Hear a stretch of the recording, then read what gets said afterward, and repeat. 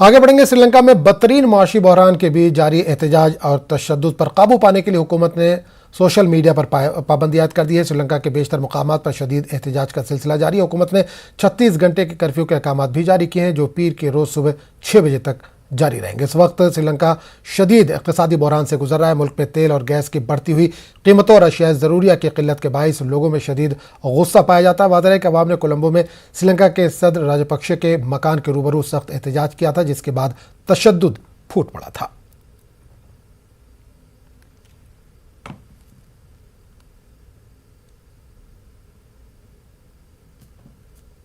मैं सबसे पहले आपको यहाँ की तस्वीरें दिखा देती हूँ क्योंकि 36 घंटे का कर्फ्यू है और यहाँ पर आप देखेंगी जगह जगह पुलिस की मौजूदगी है, आर्मी की मौजूदगी है, सड़कों पर सन्नाटा पसरा हुआ है। जिस वक्त हम यहाँ पर आए थे पुलिस की मौजूदगी थी और ये जो सड़क है जहाँ पर हम मौजूद है ये हमेशा व्यस्त सड़क रहती है, लेकिन यहाँ पर आज रोड खाली हैं, दुकानें बंद है, यहाँ पर पानी नहीं है, खाना नहीं है, फ्यूल नहीं है और सबसे बुरे दिनों से इस वक्त श्रीलंका के लोग गुजर रहे हैं।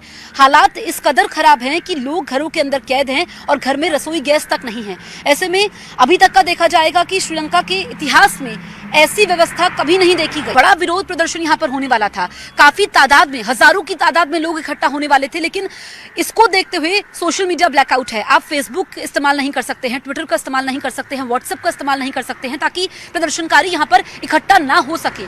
कल भी यहाँ पर प्रदर्शन हुआ था क्योंकि 6 बजे से यहाँ पर कर्फ्यू है, लेकिन आज सड़कों पर सन्नाटा है। कई जगह पर प्रदर्शनकारी कोशिश कर रहे हैं कि वो इकट्ठा हो, लेकिन पुलिस और सेना की मौजूदगी है। मैं एक बार फिर से तस्वीरें आपको दिखा देती हूँ। आप देखेंगे यहाँ पर आर्मी है, पुलिस की मौजूदगी है और कोई भी सड़क पर आपको नजर नहीं आ रहा होगा।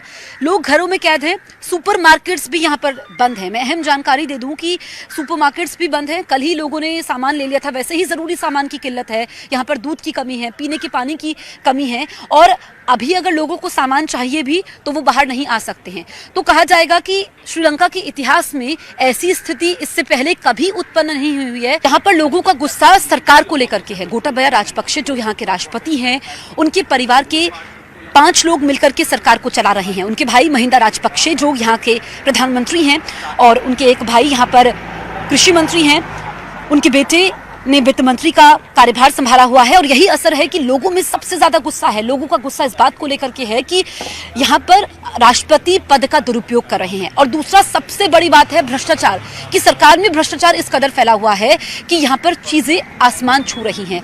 लोगों का यह भी आरोप है कि यहाँ की सरकार की खराब नीतियों की वजह से वो इतने बुरे दिन देख रहे हैं। कुछ लोग ऐसे हैं जिनके पास पैसा तो है लेकिन वो उस पैसे का क्या करें, वो बाजार में जरूरत का सामान नहीं खरीद सकते हैं। मूलभूत सुविधाएं जो होती हैं, पीने का पानी, बिजली, 13 घंटे का यहाँ पर पावर कट है। तो स्थिति आप समझ सकते हैं कि इस वक्त क्या हालात यहाँ पर बने हुए हैं और अभी अगले कुछ दिन सबसे ज्यादा महत्वपूर्ण रहने वाले हैं क्योंकि विरोध प्रदर्शन को रोकने के लिए कर्फ्यू का ऐलान तो किया गया है, लेकिन लोग गुस्से से भरे हुए हैं। अभी भी लोग सड़कों पर आने की कोशिश कर रहे हैं। इससे पहले हमने देखा था कि गुरुवार को भी लोगों ने राष्ट्रपति राजपक्षे के आवास का घेराव किया था। उसी को देखते हुए यहाँ पर एहतियातन कदम उठाया गया है।